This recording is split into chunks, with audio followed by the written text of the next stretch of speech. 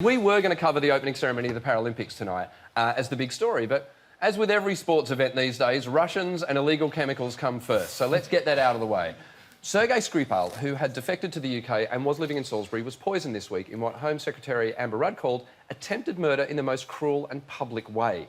Now, no culprit has been found, but suspicions are falling on President Vladimir in the Kremlin with a phone call.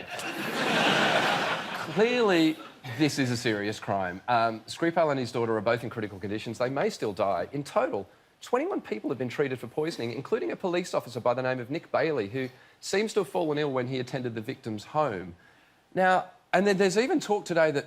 Look, we'll get onto that in a second. This is a really strange story for us to cover because it is really disturbing that this kind of thing could happen on British soil. But at the same time, it involves spies, poison and espionage, so it feels like you're watching a movie. There's even talk today that the flowers at Skripal's son's grave were containing the nerve agents. And that hasn't been confirmed yet, but it's just so remarkably fanciful. And on the one hand, look, it's left people scarred and concerned, but on the other hand, this is the most exciting thing to happen to Salisbury since a bunch of druids said, "Hey, lads, who fancies building a henge?"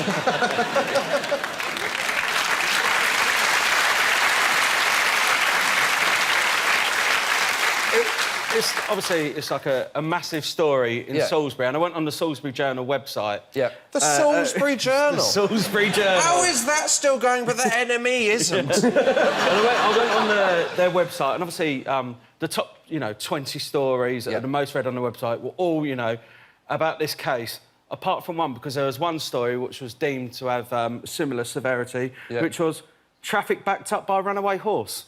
Wow. But I was thinking... Where's the horse running away from? Is no one asking any questions? Because, it could be two Russians in a pantomime outfit. Or was it ridden by a topless Vladimir Putin? Because I grew up in a place to which Salisbury feels like a metropolis. Yeah. So I grew up in a small village, and the biggest news story that ever happened in my village was when we replaced the red phone box with a silver one. Someone blew it up in disgust. And the police closed the road for fear it was the IRA. Detectives are investigating the family home, a local pub and a Zizi restaurant where the pair had eaten earlier on. The thing with the Zizi restaurant is, if it is, proved true that you may perhaps, some of the nerve agent was, applied in there, all those people on TripAdvisor moaning about their carbonaras are going to feel fucking awful.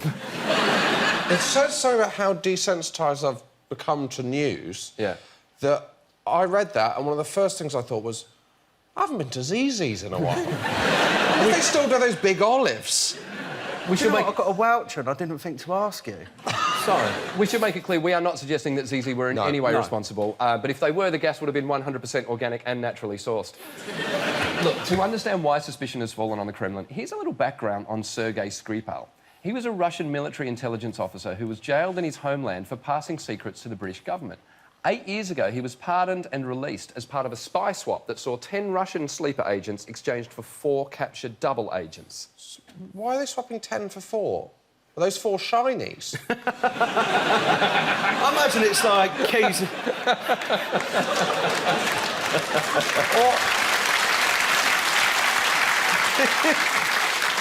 I imagined it more like a keys and a bowl affair.